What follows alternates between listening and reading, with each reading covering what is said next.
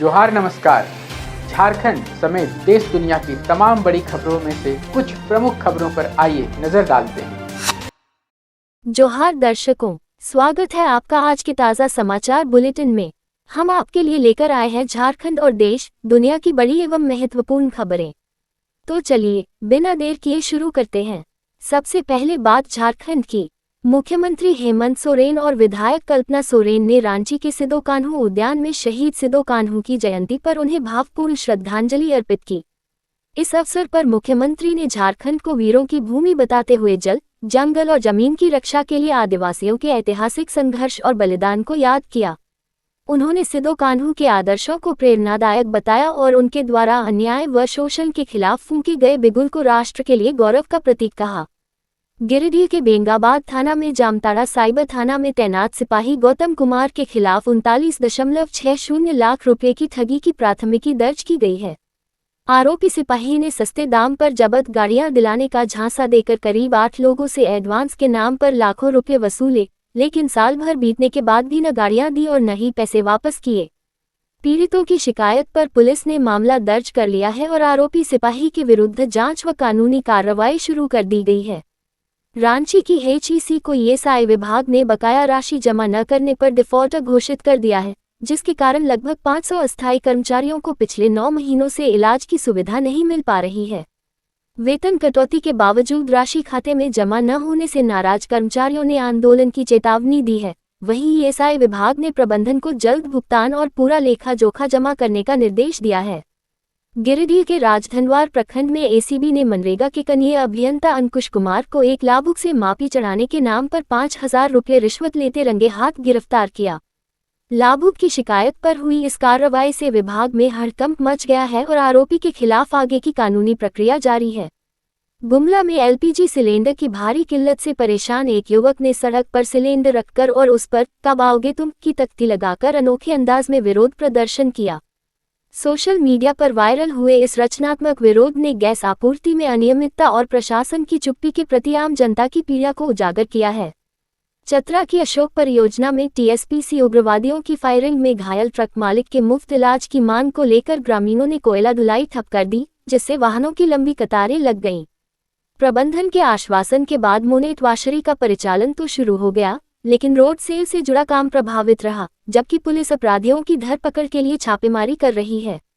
धनबाद के BCCL block 2 में अवैध खनन गिरोह द्वारा अधिकारियों पर किए गए हमले के बाद CMD मनोज कुमार अग्रवाल ने उच्च स्तरीय बैठक कर सुरक्षा व्यवस्था सख्त करने और दोषियों पर कठोर कार्रवाई के निर्देश दिए हैं। इस घटना को लेकर कोयला अधिकारियों में भारी आक्रोश है और प्रबंधन ने जिला प्रशासन से संपर्क कर आरोपियों की जल्द गिरफ्तारी की मांग की है। धनबाद पुलिस ने कुख्यात गैंगस्टर प्रिंस खान के नेटवर्क को ध्वस्त करने के लिए उसके करीबियों पर शिकंजा कसते हुए प्रत्यर्पण की प्रक्रिया तेज कर दी है, ताकि उसे विदेश से वापस लाया जा सके। ACSP प्रभात कुमार ने व्यापारियों को निडर रहने का भरोसा देते हुए चेतावनी दी है कि प्रिंस के नाम पर रंगदारी मांगने वालों के खिलाफ कठोरतम कार्रवाई की जाएगी। धनबाद की बैंक मोड़ थाना पुलिस ने कुख्यात अपराधी प्रिंस खान, उसके भाई गोपी खान और गुर्गे सेफी खान के वासेपुर स्थित आवास पर कोर्ट का इश्तहार चिपकाकर आत्मसमर्पण की चेतावनी दी है। पुलिस ने स्पष्ट किया है कि यदि निर्धारित समय में आरोपी सरेंडर नहीं करते हैं, तो कानूनी प्रक्रिया के तहत उनकी संपत्ति कुर्क की जाएगी। सिमडेगा के बानो प्रखंड में सड़क निर्माण की धीमी गति और धूल कीचड़ से परेशान ग्रामीणों ने शनिवार सुबह NH 320G को जाम कर प्रशासन के खिलाफ जोरदार प्रदर्शन किया। पूर्व में आवेदन देने के बावजूद कोई कार्रवाई न होने से नाराज ग्रामीणों ने स्पष्ट किया है कि जब तक लिखित आश्वासन नहीं मिलता, तब तक उनका आंदोलन और चक्का जाम जारी रहेगा।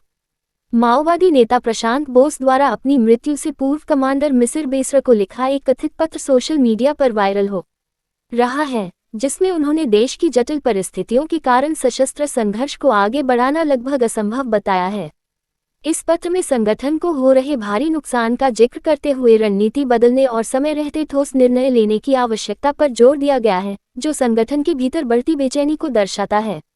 रांची पुलिस ने मिलिट्री इंटेलिजेंस की सूचना पर आर्मी और MES में नौकरी दिलाने के नाम पर करीब 70 लाख रुपए की ठगी करने वाले गिरोह के एक सदस्य अरविंद प्रसाद को गिरफ्तार किया है।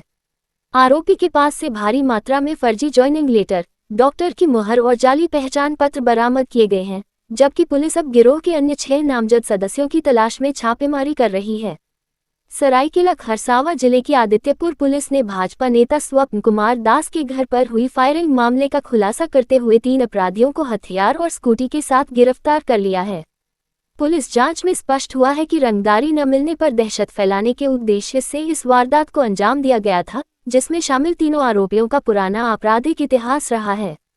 केंद्रीय मंत्री नितिन गडकरी और रक्षा राज्य मंत्री संजय सेठ ने रांची में 303 करोड़ रुपए की 2 एनएच परियोजनाओं का शिलान्यास किया, जिसके तहत रामपुर में टनल और विकास चौक पर ओवरब्रिज बनाया जाएगा।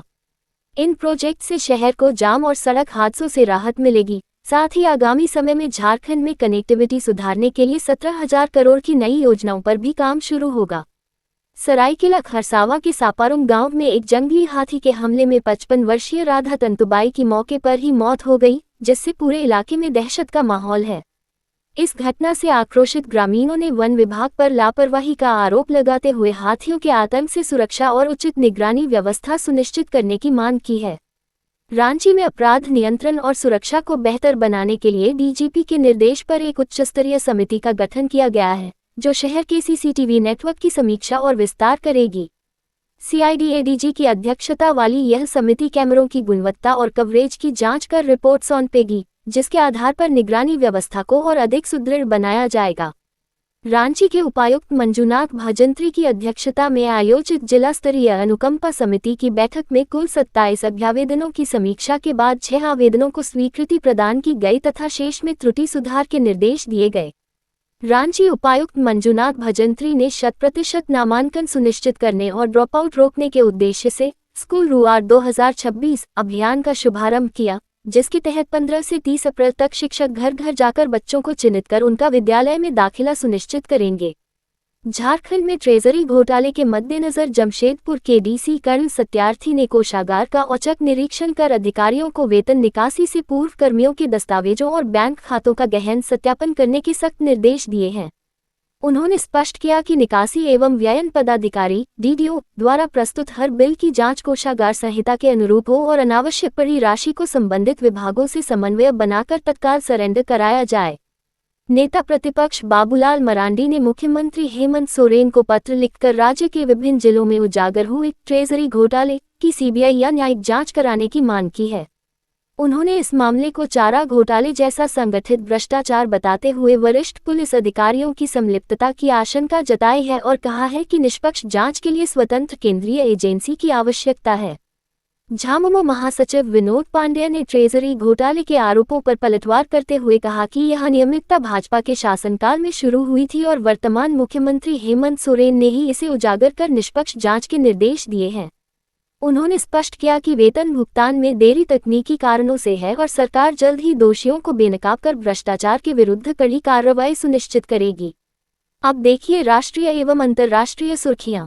भारतीय ध्वज वाला LPG tanker Jagvikram 20,400 metric tonne cargo के साथ होर्मुज जलदमरुमध्य को सुरक्षित पार कर मुंबई के लिए रवाना हो गया है, जो अमेरिका ईरान सीज़फायर के बाद इस क्षेत्र से निकलने वाला पहला भारतीय जहाज है। करीब 24 नाविकों के साथ यह जहाज 15 अप्रैल 2026 को भारत पहुंचने की उम्मीद है, जिससे ऊर्जा आयात पर निर्भर भारत के लिए एक बड़ी राहत की खबर सामने आई है।